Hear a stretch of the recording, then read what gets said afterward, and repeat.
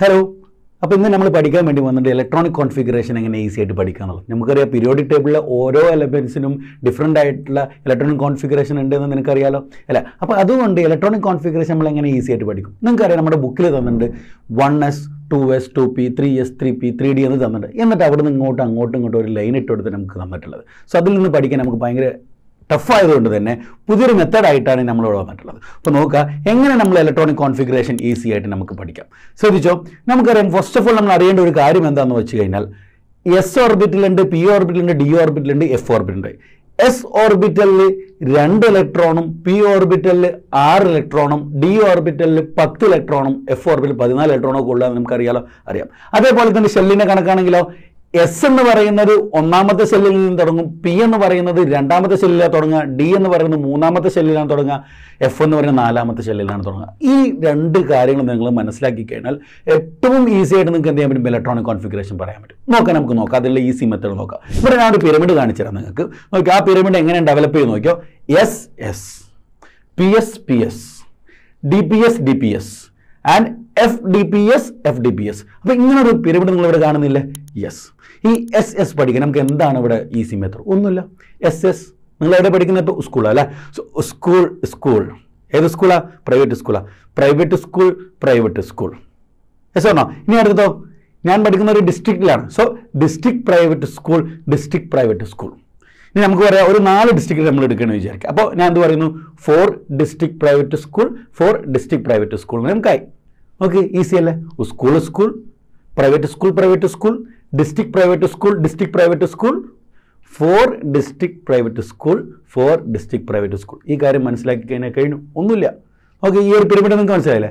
അത് ഞാൻ കാര്യം പറയുന്നത് എസ് തുടങ്ങുന്നത് 1ൽ നിന്നും, പിയിൽ തുടങ്ങുന്നത് 2ൽ നിന്നും, ഡിയും തുടങ്ങുന്നത് 3ൽ നിന്നും, എഫ് തുടങ്ങുന്നത് 4ൽ നിന്നാണ് നമ്മൾ പറഞ്ഞു അല്ലേ. അത്രേ ഉള്ളൂ, പണി ചെയ്യണം. എസ് എന്ന് തുടങ്ങി 1ൽ നിന്ന്. അപ്പോൾ നോക്കിയാൽ ഇതിലുണ്ടാവുന്ന ഓരോ എസ്സിനാണ് ഓരോ വാല്യൂ കൊടുക്കും. എസ് 1 2, അടുത്ത എസ് താഴുണ്ട് അല്ലേ. P S S 3 4 5 6 7 8. അപ്പോൾ 8 എസ് വരെ എനിക്ക് എഴുതാൻ പറ്റുന്നത്. നമുക്ക് 8 എസ് ആവശ്യമുണ്ടോ? ആ പീരിയോഡിക് ടേബിളിൽ ആകെ 7 എസ് വരെ അല്ലേ ഉള്ളൂ. നമുക്ക് അപ്പം തന്നെ നമ്മൾ കഴിഞ്ഞു എന്ന് തന്നെ പറയാം. ഇനി അടുത്ത പി നിന്ന് തുടങ്ങാൻ 2ൽ നിന്ന്. സോ നോക്കിക്കോ 2 3 4 5 6 ആൻഡ് 7. അടുത്ത ഡി നിന്ന് തുടങ്ങണേ 3ൽ നിന്ന് അല്ലേ.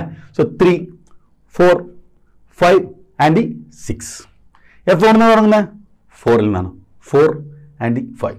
സോ നമ്മൾ എക്സാക്റ്റ് ഒരു പിരമിഡ് എന്ത് ചെയ്തു, ക്രിയേറ്റ് ചെയ്തു. ഇപ്പോൾ ഈ പിരമിഡിനെ നമ്മൾ എന്ത് ചെയ്യാം, ഞാൻ നിരത്തി എഴുതാൻ വേണ്ടി പോകും. നിരത്തി എഴുതുമ്പോൾ നോക്കിയാൽ 1s 2s 2p 3s 3p 4s 3d 4p 5s 4d then 5p 6s 4f 5d 6p 7s 5f 6d and 7p. നോക്കിയേ, നമ്മൾ പഠിക്കുന്ന സ്ട്രക്ചർ പാറ്റേണിൽ പഠിക്കുന്ന റൂൾ പ്രകാരമാണ് നമ്മൾക്ക് ഇവിടെ കിട്ടിയിട്ടുള്ള ഇലക്ട്രോണിക് കോൺഫിഗറേഷൻ ഉള്ളത്.